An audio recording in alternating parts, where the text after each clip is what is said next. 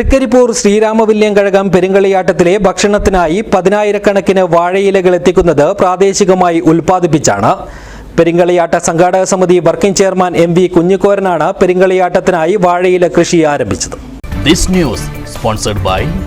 ഉയർന്ന ഗുണനിലവാരം, തികഞ്ഞ വിശ്വസ്തത. ജനതാ പാൽ.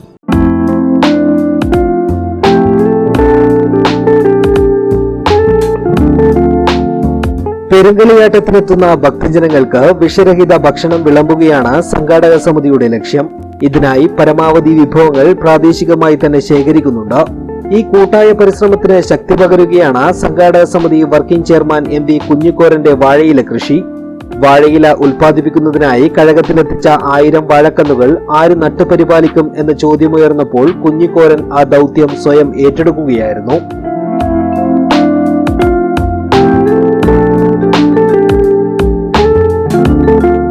കുണിയൻ മുങ്ങമ്പാലത്തിന് സമീപത്തെ 60 സെന്റ് സ്ഥലത്താണ് വാഴത്തോട്ടമൊരുക്കിയത്. 1000 സോദരി കന്നുകളാണ് നട്ടിരുന്നതെങ്കിലും ഒരു കന്നിൽ നിന്ന് 3-4 വാഴകൾ തഴുത്തതോടെ ഇപ്പോൾ 4000-ലധികം വാഴകളായിട്ടുണ്ട്. 3 തവണകളിലായി 20,000-ഓളം വാഴയിലകൾ കഴകത്തിലേക്ക് നൽകാനും സാധിച്ചു. ക്ഷേത്ര ചടങ്ങുകൾക്ക് ആവശ്യമായ ശുദ്ധമായ കൊടിയിലകളും ലഭ്യമായി. 1000 വാഴ നട്ടു, അത് 4000 വാഴയായി. അതിൻ്റെ കന്നുകൾ തീർത്ത് വന്ന് 4000-5000-ഓളമായി. അതിപ്പോൾ 20,000 ഇല മുറിച്ചു.